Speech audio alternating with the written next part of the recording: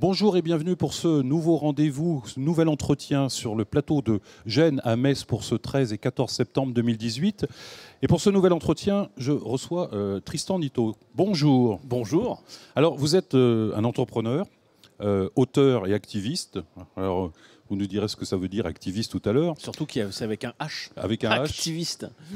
Alors, vous avez été impliqué dans le projet de navigateur Internet Firefox, très connu des internautes, depuis ses origines en 1998.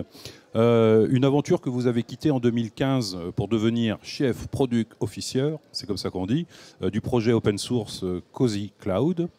En effet. Entre 2013 et 2016, vous avez été membre du Conseil national du numérique. Là, c'est une mission plus sérieuse. Et vous avez publié en 2016 un livre intitulé Surveillance, qui traite du sujet de la vie privée à l'ère du numérique. En 2018, vous avez rejoint Qwant, le moteur de recherche européen respectueux de la vie privée. Alors, justement, je vous propose de démarrer cet entretien par ce sujet-là, évidemment, qui est à la mode et qui est à l'actualité, évidemment. C'est la question des données personnelles et leur utilisation. Alors, quelle garantie, on va y aller directement, apporte Qwant sur cette question de la protection des données personnelles? Apporté par Qwant, vous voulez dire? Oui. Oui, absolument. Alors, Qwant, le positionnement de Qwant, c'est ça. C'est un moteur de recherche qui a deux particularités. Un, il est européen. En fait, il est français, mais donc européen. Et il protège les données personnelles et la vie privée des individus. Pourquoi? Parce que c'est nécessaire. On verra, on discutera, j'espère qu'on aura le temps d'expliquer pourquoi c'est important de protéger sa vie privée. Et la façon dont on le fait déjà, on le voit tout de suite. La première fois qu'on se connecte sur Qwant.com ou qu'on utilise l'application mobile Qwant sur votre mobile, vous allez sur le site.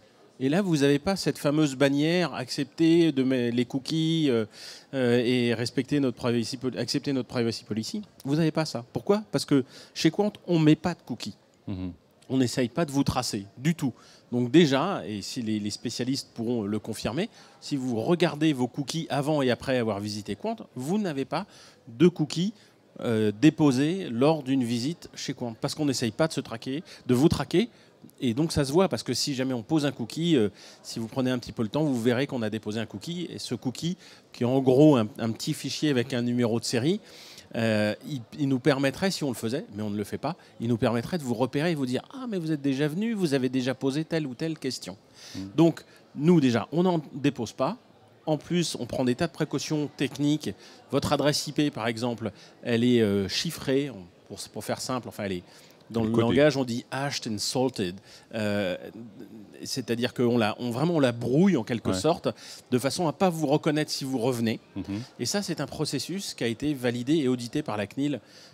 Donc les choses sont extrêmement claires, on met tout en place pour que vous ne soyez pas pisté. Et pour être sûr que personne d'autre ne le fasse entre-temps, la conversation entre votre navigateur et nos serveurs, elle est chiffrée en HTTPS, ça aussi vous pouvez le vérifier. Et nos serveurs, ils sont basés en Europe, ce qui fait qu'on n'est pas sous une législation américaine qui pourrait nous amener à éventuellement trahir de la donnée qu'on aurait, mais on ne l'a pas de toute façon. Nos serveurs, ils sont en France. Alors, la première question que j'ai envie de vous poser, donc Google fonctionne à un modèle économique donc, qui commercialise au fond ces données-là à des gens qui souhaitent avoir des informations sur vous pour vous proposer des produits, on va dire dans le cas le plus simple et peut-être le moins offensif. Alors vous, comment vous vivez alors si vous ne vendez pas de données? Alors on ne vend pas de données, mais on fait de la publicité. Et de la publicité qui n'est pas ciblée, version Google, mais de la publicité qui est contextuelle, qui est fonction du contexte. Quand vous venez sur Qwant.com, vous faites une recherche. Oui. Vous faites une recherche, par exemple, sur bicyclette. Vous tapez le mot-clé bicyclette. Évidemment, vous nous l'envoyez, ce mot-clé, pour qu'on vous donne les résultats. Eh bien, nous, on va vous donner des résultats de recherche autour du mot bicyclette. Et en plus, on sait que vous vous intéressez au sujet de la bicyclette. Et donc, eh bien, ça va être de la publicité pour tel ou tel vélo ou tel vêtement, genre un poncho étanche, etc. Et donc, de la publicité faite par des marques, des Decathlon, des Kawaii, tout ce que vous voulez, autour de la bicyclette. Et puis, une fois que vous partez, on a oublié qui vous étiez. Et la prochaine fois que vous revenez, on vous servira d'autres publicités qui sont en fonction du mot-clé que vous recherchez. Donc c'est lié au contexte voilà, de la recherche et uniquement et ensuite et pas au niveau de l'individu. Je ne sais pas comment vous vous appelez, je ne sais pas quel âge vous avez, je ne sais pas combien vous gagnez et je ne veux pas le savoir. Nous, chez Quant, c'est pas ça qui nous intéresse, c'est vous fournir le meilleur service avec de la pub pour que le service soit pérenne. Alors, récemment, on a introduit la fameuse réglementation RGPD. C'est quelque chose qui va forcément un petit peu dans votre sens et qui vous donne raison, non ? Ça nous donne raison et ça a été en fait un soulagement chez nous de voir ce règlement général pour la protection des données entrer en service le 25 mai 2018. Il est arrivé et chez Quant, on n'a rien eu à faire parce qu'on était déjà conforme en fait, parce qu'on ne collecte pas de données personnelles. Donc c'était génial. Par contre, du côté de Mountain View en Californie, en Silicon Valley, là où on collecte beaucoup de data personnelles, ça a dû être un petit peu plus compliqué, oui.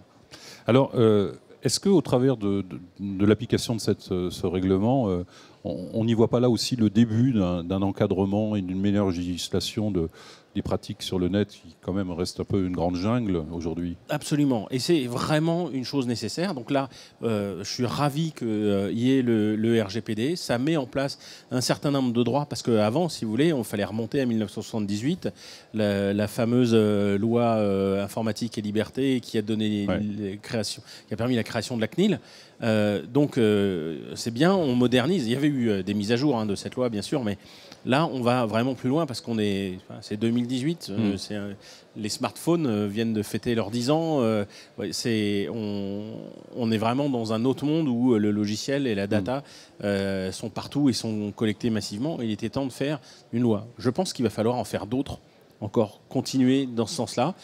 La deuxième étape a été quand même le vote il y a 2 jours de la directive européenne sur les droits d'auteur. Oui, mais ça ne va pas forcément dans le bon sens. C'est un petit peu inquiétant à mon avis d'ailleurs. Pourquoi ? Parce que la protection notamment des articles de presse ou de tout ce qui est cette production journalistique. Je suis bien d'accord qu'il faut protéger les gens qui créent du contenu, mais il ne faut pas non plus mettre le curseur complètement à fond. Aujourd'hui, il y a des gens qui font des parodies, qui en font des remixes, etc. Et on les empêche, on veut les empêcher de faire ce genre de choses. Et ça, c'est grave parce que je pense que la parodie, c'est quand même un espace de liberté qu'il faut savoir conserver bien sûr. Dans une démocratie.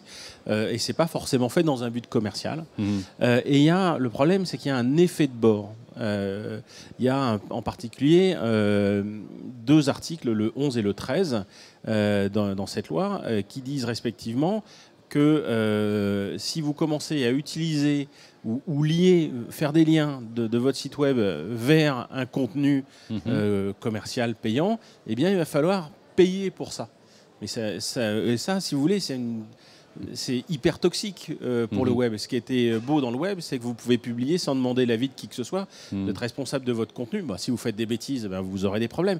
Mais vous n'avez pas besoin de payer, il n'y a pas de frein. Si j'ai envie de mettre, moi, je fais un article, et je le fais sur mon blog, standblog.org, je fais régulièrement des revues de presse. Je vais pouvoir faire des revues de presse et mettre plein d'articles de liens vers des articles que j'ai trouvés intéressants, avec le titre. Juste disant, ça c'est intéressant, et puis je mets un petit commentaire, je veux pouvoir continuer de le faire.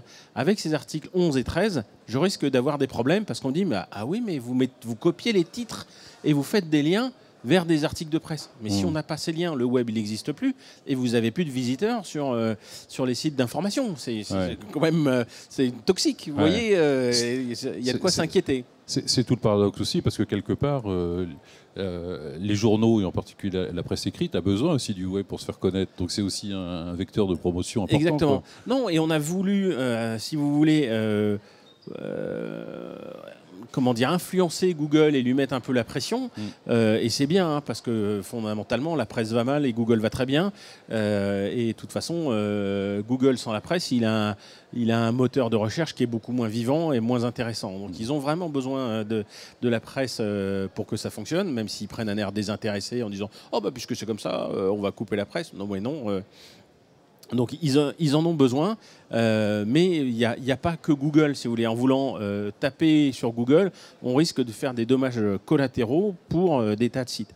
L'article numéro 13, ou à moins que je confonde, parce que le 11 et le 13, on vous en tiendra par rigueur. Merci. Il implique aussi que les gens qui font un upload, c'est-à-dire qui mettent sur un serveur un contenu, eh bien, il exige que le serveur valide que le contenu n'est pas du contenu soumis au copyright. L'idée est de protéger contre les pirates. Mais je trouve ça légitime de se protéger contre des gens qui veulent diffuser du contenu sans y être autorisés. Soit. Mais l'inconvénient, c'est que ça veut dire que toutes les petites plateformes émergentes, et il faut qu'il y ait une émergence. YouTube, avec son hégémonie aujourd'hui, c'est assez préoccupant, en particulier en termes de censure éventuelle. Si quelqu'un veut faire interdire un contenu, un gouvernement ou autre, peut-être un contenu politique, il suffit qu'il dise à YouTube ce truc-là, je ne veux plus le voir. Et le truc disparaît, et il disparaît de l'ensemble de la planète, quoi. Donc on a un vrai problème de liberté d'expression. Donc il faut de l'émergence de petites plateformes qui sont complémentaires.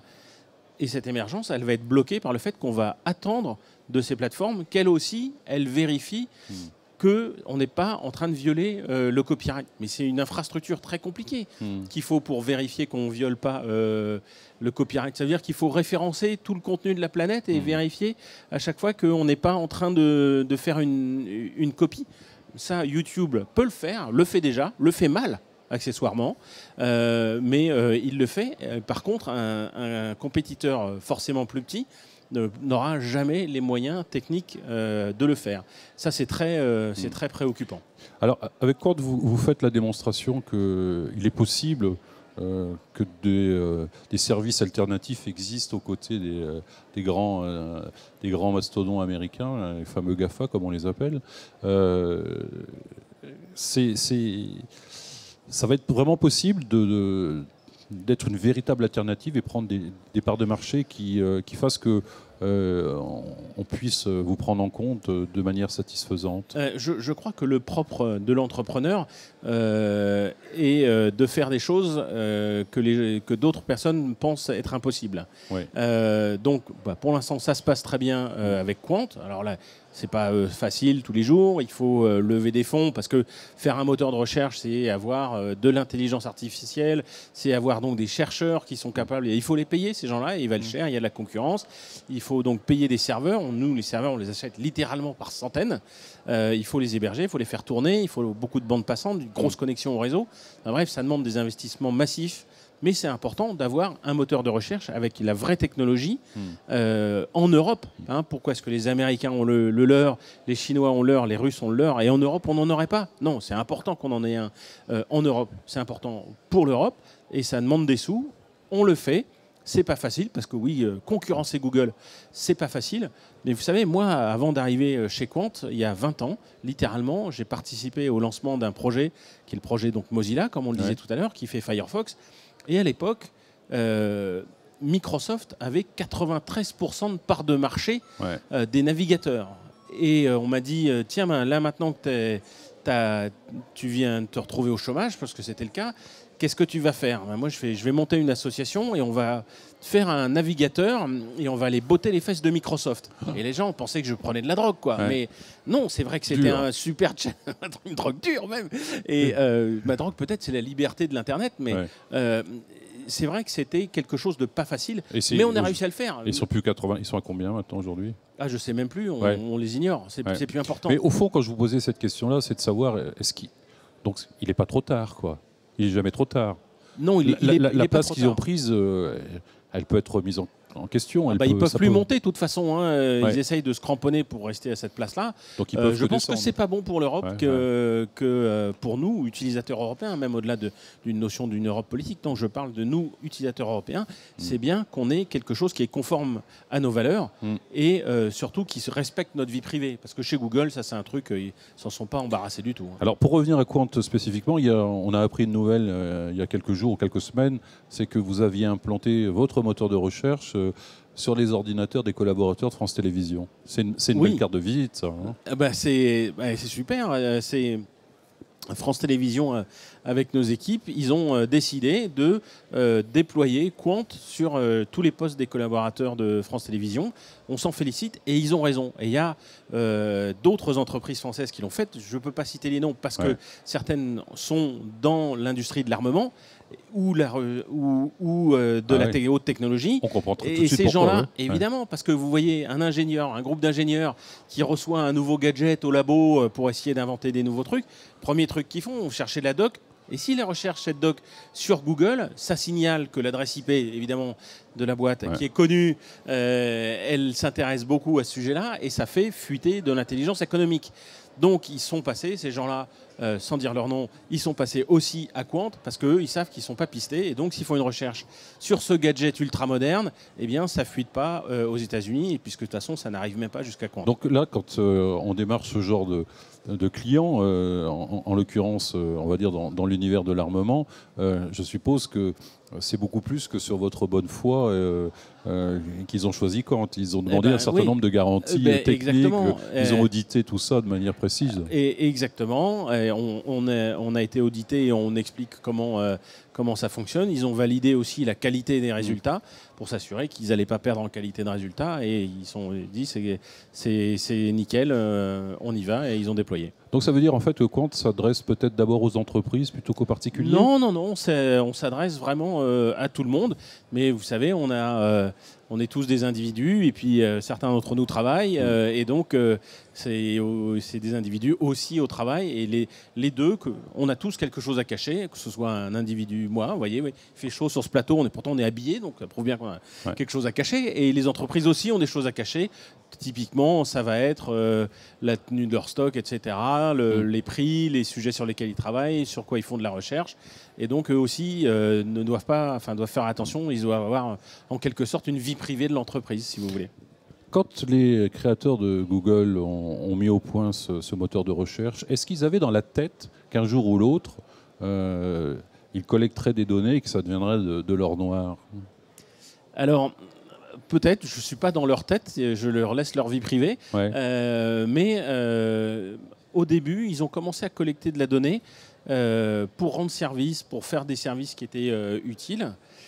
C'est finalement qu'assez tardivement, en 2009, chez Google, ils ont acheté une société. Alors, ils avaient déjà commencé à faire de la publicité, mais c'était de la publicité contextuelle. C'est-à-dire comme ce qu'on fait chez Quant, une publicité qui est fonction de ce que vous cherchez sur le moteur de recherche. Mais en 2009, ils ont racheté une agence publicitaire qui s'appelle DoubleClick, qui était vraiment le leader du marché, et qui là fait de la publicité programmatique, qui est fonction de chaque individu. Et là, c'est là que ça a commencé à tourner en eau de boudin. Et on leur a dit, à Google, il y a eu une levée de bouclier, pour ceux qui s'en souviennent, en 2009, en disant, attendez, Google, vous avez déjà Gmail, etc. Vous avez beaucoup de données personnelles. Et maintenant, vous achetez une régie publicitaire qui veut tout savoir sur les gens. Et là, ils ont fait, attendez, il y a une muraille de Chine entre les deux. Vous connaissez ça dans le journalisme. La publicité n'a rien à voir avec le contenu. Il faut maintenir cette rigueur. Eh bien, ils disaient, chez Google, il y aura une muraille de Chine comme dans le journalisme. Sauf qu'il y a 18 mois, un peu moins, 12-13 mois, pendant l'été, pendant que les gens étaient à la plage, ils ont changé leur privacy policy. Et le document qui explique comment ils gèrent les données personnelles et toute la section sur la muraille de Chine a complètement disparu.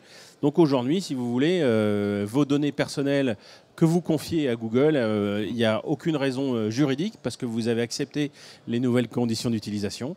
Parce que sinon, vous ne pouvez pas continuer. Enfin, ils vous emmerdent pour ce que vous cliquez sur oui. Eh bien, vous avez accepté, sans lire le contrat et sans réaliser, vous acceptez que toutes vos données personnelles soient utilisées à des fins publicitaires en utilisant Google. Quelles sont vos ambitions et vos projets? Alors, on ne veut pas remplacer Google. Nous, on ne veut pas être un empire. Par contre, on veut avoir des parts de marché qui sont suffisamment grosses pour mettre la pression à Google et qui se comportent mieux. Donc, si on arrive à 5-10% de parts de marché, pourquoi pas plus, mais déjà, ça serait vachement bien. Sur l'Europe. Sur l'Europe, ça serait bien.